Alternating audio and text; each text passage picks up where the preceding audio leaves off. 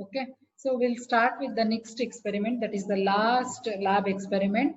So that is the demonstration and the use of your external interrupt to toggle an LED on and off. Okay, so we have seen the blinking of LEDs, right? Okay, so this is another experiment.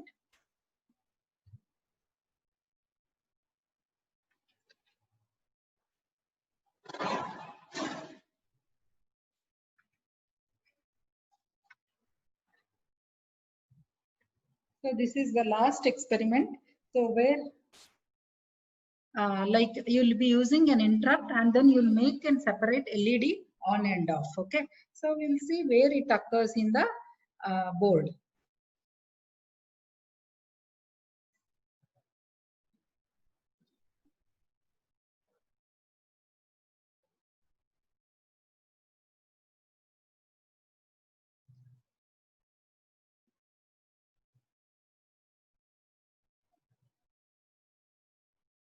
Yeah. So this is the external LED. Okay. So you have external ENT and then external ENT1.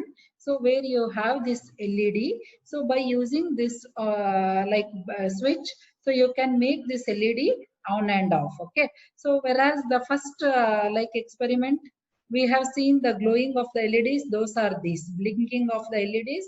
So which we have seen is this. Okay. So this is a first experiment. So where we made this as an output and we made this all LEDs on and off. Okay, so now we are not touching these LEDs. Okay, so instead, so here there is one LED, here there is one LED. So using this switch, okay, so using this switch and using the interrupt service routine, okay, so we'll make this LED on and off. Okay, so this is the last lab experiment where you will be demonstrating the ISR routine.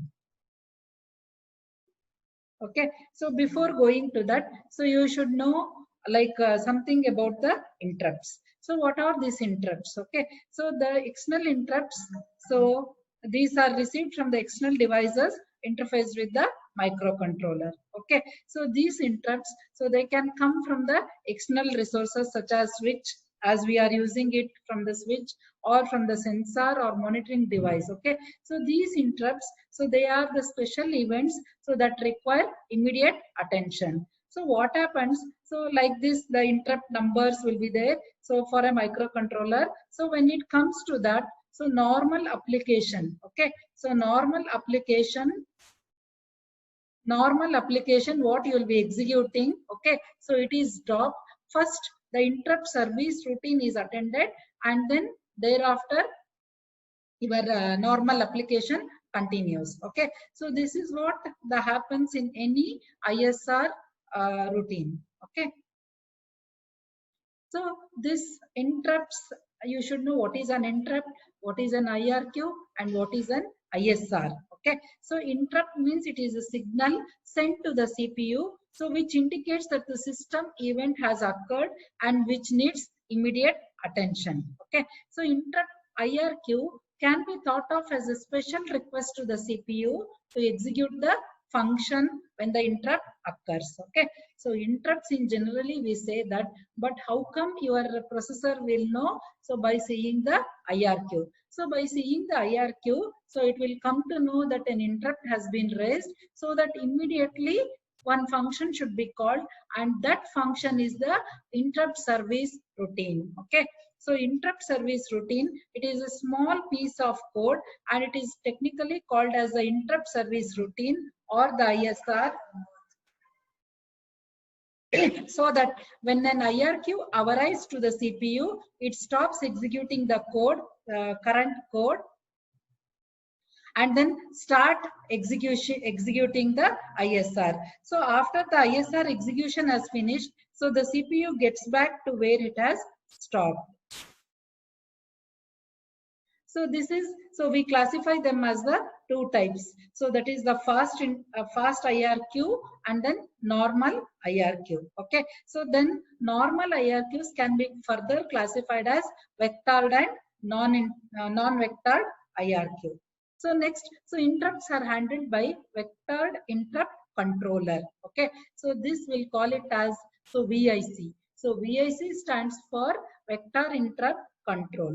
So types of interrupts in LPC 2148, as like other microcontrollers, we have FIQ, Vector Interrupt Request, that is vectored IRQ, and non-vectored IRQ. So which has the lowest priority. Okay, so this has the highest priority, and vectored IRQ has the middle or priority between FIQ and non-vectored, whereas non-vector it has the least priority.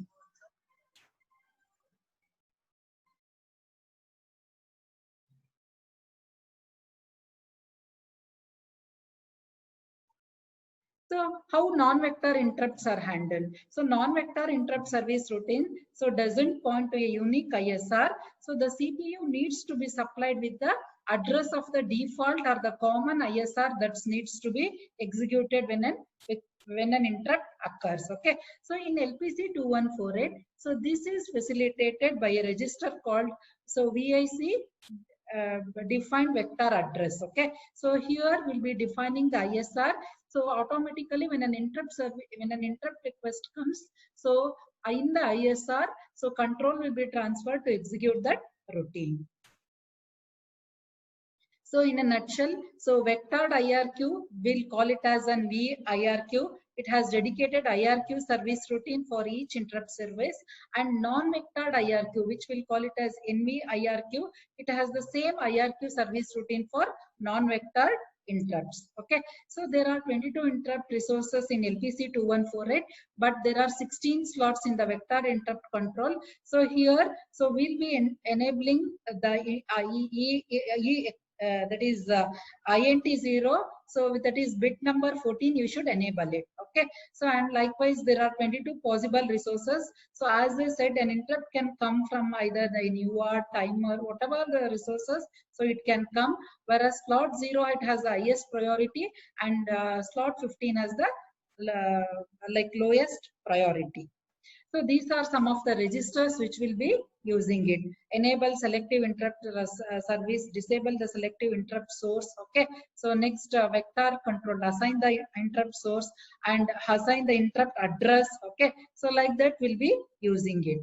So important note is, so when a vectored IRQ slot is disabled, it will not disable the interrupt, but will change the corresponding interrupt to non-vectored IRQ. Okay, so whenever an IRQ slot is disabled, so automatically it will be converted to non-important IRQ, and the default address gets to the dedicated interrupt handling servicing. Okay, so this point you should remember.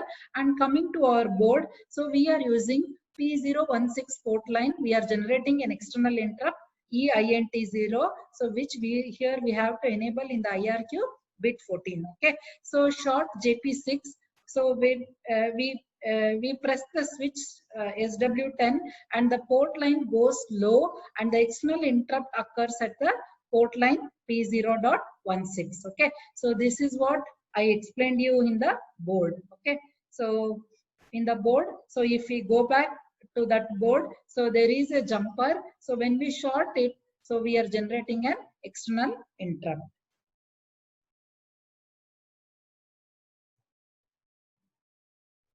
So this is the circuit. Okay, so where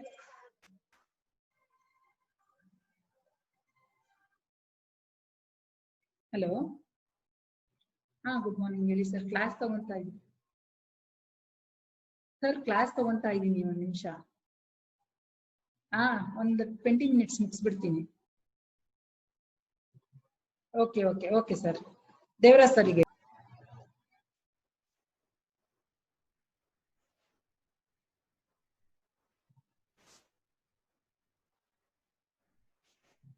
Yes, you are able to see the screen, right? No, ma'am.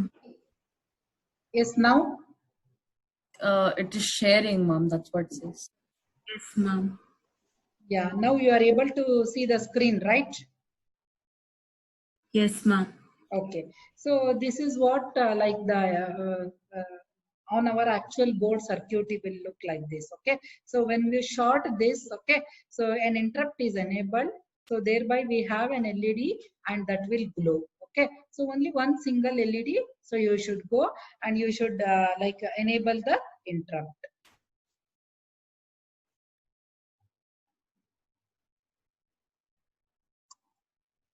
And so external interrupt registers. So we'll be, as usual, we have to program the pincel. Okay, so either we'll be using, since PO16, we'll be using pincel 1, and then so these are the registers which will be using it. Okay, so EXT, INT. So this is the flag register that contain the interrupt flags for EINT 0, 1, 2, 3, and then so mode we have to set whether it is an level or edge triggered. Okay, and then EXT polar, so which stands for the polarity, external interrupt polarity, either whether it is a falling or rising verge or active like that. Okay, so these settings we should make in the registers. And coming to these registers, so as I said, so bits ENTX means, so that is external interrupt X. So bits will be set whenever the interrupt is detected on the particular interrupt pin. Okay, so if the interrupts are enabled, then the control goes to the ISR. Okay, so this is again the EXT mode. 0 means it is level triggered, and 1 means it is edge triggered. And here polarity, so 0 means ENTX is active low or the falling edge, and then 1 means it is active high or the rising edge.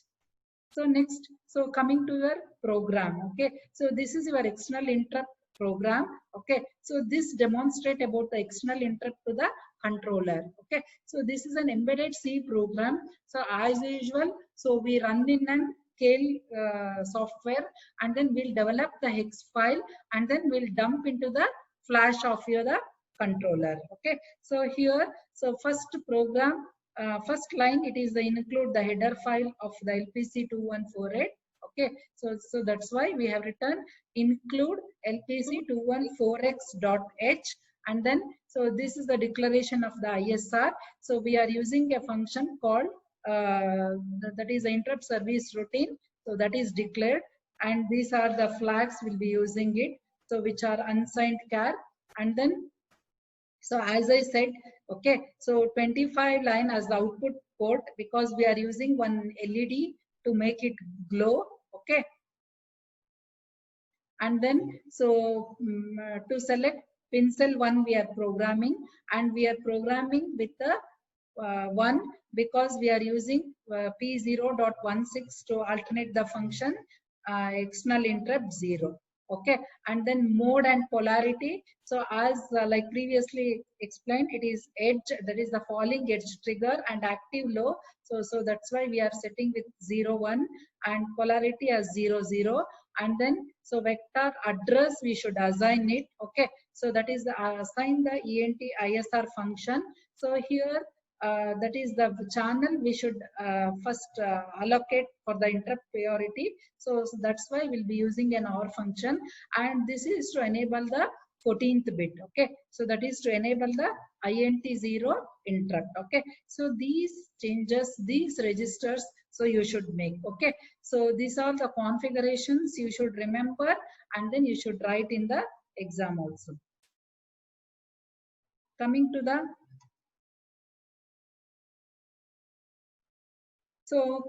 so as usual, so it will be waiting for the interrupt. So this will be in an infinite loop. So whenever you press that switch, interrupt is generated and LED will glow. Okay, so that's why we are using the flag. Okay, so whenever there is an interrupt, okay, so if flag equals 0, then we'll make it as like clear, and then we'll enable it.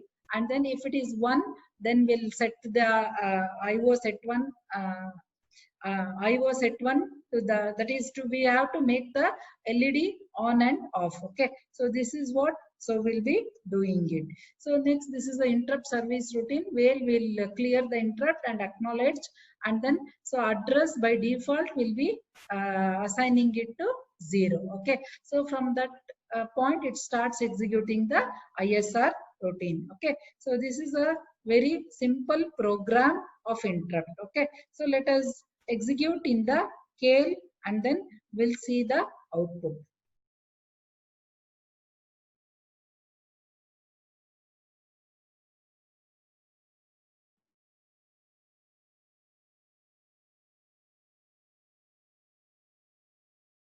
So this is your like Kale software.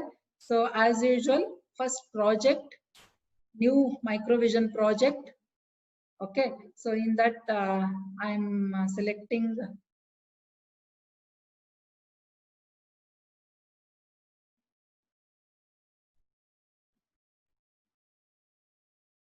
external interrupt. Okay, so that's why, so external interrupt 0. Okay, the name of the project will be saved. Okay, it's already there. Anyhow, I am replacing it, and it is asking for the device. Okay, so here you should select LPC 2148.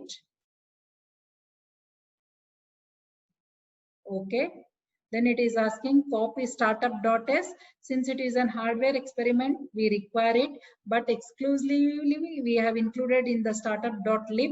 In the library, we are adding it. So I have given no. Okay, so now already the C program is there. Okay, so we'll open that program and then we'll attach here. So this is the C program, then add and then close.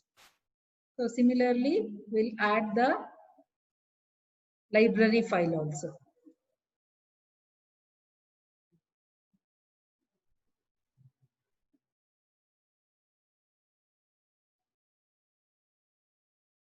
Startup.lib is there, add, then close. Okay, so if you open the program, so you can see the program which I have explained, so the same program is there. Okay, so that is, it will be like continuously executing, and then here is the ISR routine. Okay, so only very small program is there. So as usual, so go for the target, then options for the target one. So there you should click, this should be 12 megahertz, use microlib, and then output. So you should create the X file. So why we have to create the X file? Because this is a X file which we will be dumping into the flash. Then so go for the linker. So use memory layout from the target and then give OK. So now we'll translate and then we'll build the program. See, now there are like no errors. So X file is created in that directory. So that copy, so we'll dump into the flash and then we'll execute it. Okay. So now we'll see that execution.